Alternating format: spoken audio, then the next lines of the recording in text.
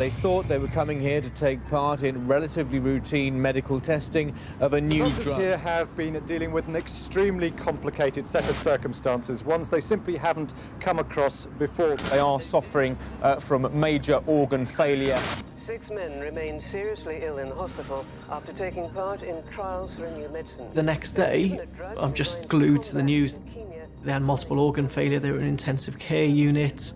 All these emotions, you didn't want to think of the worst that could happen. The drugs trial Just watching what's unfolding. The girlfriend of one of the victims says her partner is fighting for his life. Experts say the adverse reaction... The news had caught wind of this story, partly because that woman said, we look like the Elephant Man. So everybody wanted to get a glimpse of these atrocious monsters. In the morning, the story was all over the front pages. Somebody had used the words Elephant Man after seeing the swollen face and body of one of the patients. It became a headline that stuck. I was quite lucky that, physically, I escaped because I had the placebo. We're all there at the same time in the same place. Why am I the lucky one? It was like Russian roulette. I was just very fortunate that the blanks fell on me. There were people appearing on camera, speculating what this might be, what might be going on. When anyone's admitted to intensive care and as they start to receive organ support, the treatment that we give them can make them look even more distressing. It can be a shock. The fluid that we give them can make them swollen because you're giving fluid in and it's leaking out. The cause of it was really not the clinical trial. Apparently they did pump in a lot of fluid, and it wasn't really until afterwards, talking about it with people that I realized how swollen we got and where we received the tag, the Elephant Men. They're treating the inflammation with every drug they can find, and a lot of questions to be answered. In something that the authorities say is virtually unprecedented in British medical history. The media interest, although very understandable, did add pressure to us. There were comments that this is very serious, they could all die. But it's left doctors at the hospital in a very difficult situation. It's unknown territory, treating a reaction to an untested drug. The patient had by now 2 doses of steroid, but we couldn't tell if the things we were doing were going to help in the long run. You give the treatment that you think is best. In this case, everything was deteriorating further. Scotland Yard has also become involved. It's trying to establish if there was any foul play at all, if any of the drugs had been tampered with in any way.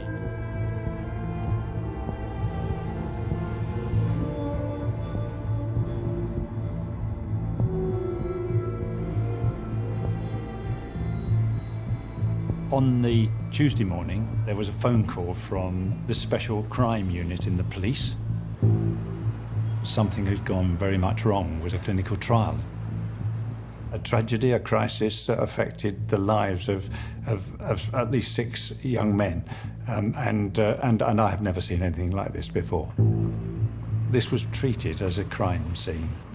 The police seized not only the drug that had been administered, but also the placebo. They seized clinical samples, blood samples. Something could have been tampered with, sabotaged, poisoned, and that these folk might have been the victims of such foul play.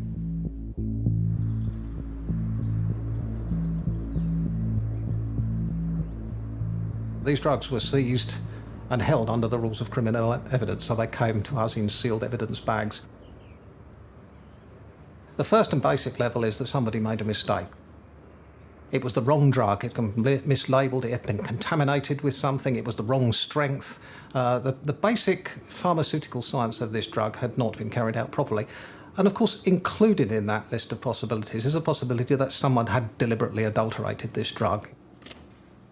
These are real people, and we owe it to them and their families to find out what had gone wrong. This needed to be investigated.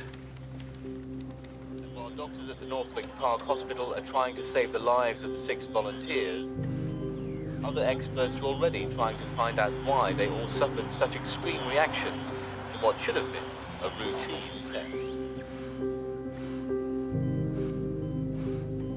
Underlying it all, this was still a mystery. We didn't know if this was going to get more severe or if this was the extent of it. David was in and out of consciousness all the time.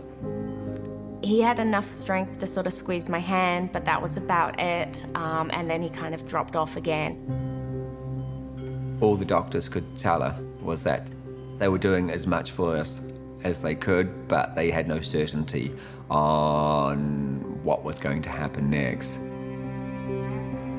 I can only, feel for them because it must have been a horrible time, especially, not knowing if they were going to pull through or not.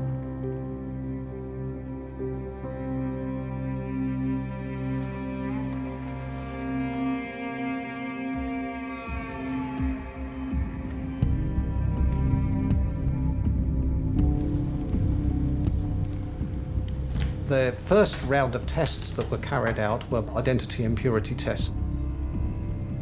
We were able to show very quickly, using the simple chemical test, that this was the right drug, it was the right strength, and it wasn't contaminated with anything else that would have caused this reaction. The next step was to understand why those preclinical safety tests hadn't worked.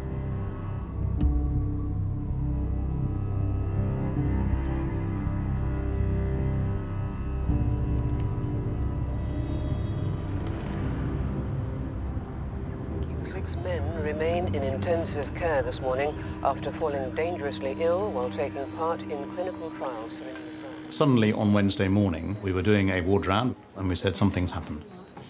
The 4 patients who were awake suddenly told us, almost within an hour of each other, I feel much better suddenly. After 2 days or so, that's when I could feel things were improving. His life wasn't on the line anymore. We all seemed to perk up. I remember feeling really hungry and feeling that I was going to be safe.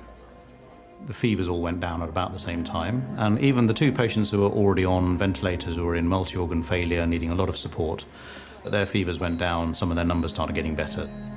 The signs of the underlying inflammation seemed to be burning out. I suppose everyone felt relief, but also we had to ensure that we weren't going to miss something in feeling that relief. It was a long way from knowing that they were completely out of the woods, but it was the first sign we'd had that things might be turning a corner. And it was striking how it all happened in all of them simultaneously. It was almost like a switch going off. Great.